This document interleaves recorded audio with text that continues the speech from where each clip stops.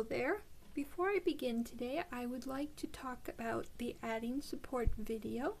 The video that I currently have up is for letter squares. I recommend for the picture squares that you pick one color for the entire support. What I do is I pick the lightest color and use it.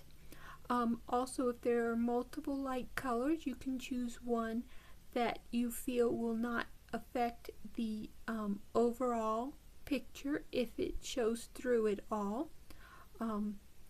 This one here, I have the light orange, and it looks very nice as the background support. And so I wanted to mention that when you go to add your support for your piece today.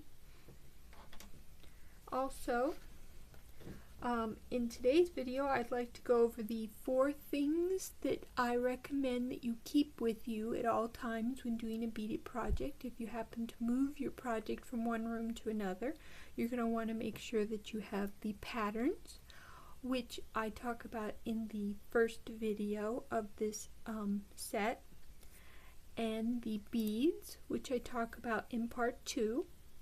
And today we're going to discuss the string and a cutter, what to cut the string with.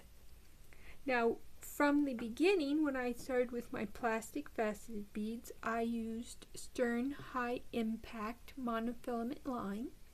I used 12 pound for the plastic. For other projects, I started using 10 pound because it worked a little better for some of the other beads that I like to use. So monofilament line I like to use with my faceted beads because they are clear, and the monofilament line is a clear fishing string. So the monofilament line I have used for about 30 years. Recently, when I got more into using the seed beads, especially for my folding cubes, I started using microfilament line. And this, I got suggestions from other seed beaters, and I have tried Power Pro and Fireline, but I find that I prefer the spider wire. And I started with the 10 pound, and when I went to Walmart to get more, they were out, so I tried the 15 pound, and I found that it works just fine like the 10 pound with the 8 size seed beads.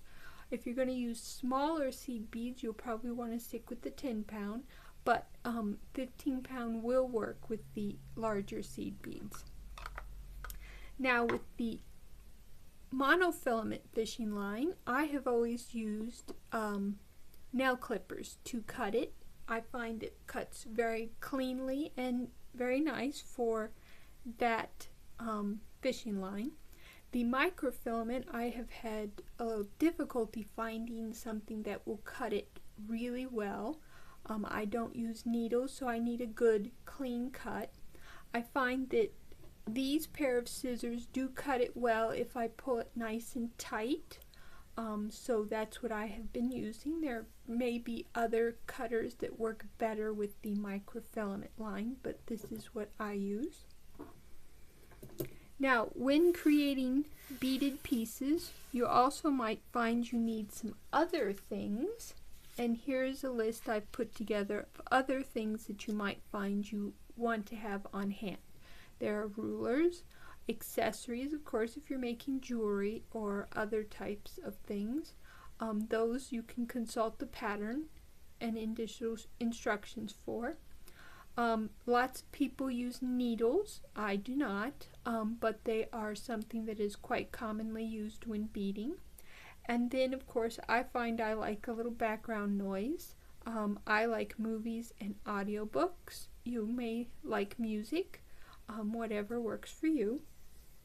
So the main 4 things you want to make sure that you have with you is the pattern, the beads, the string, and something to cut your string with.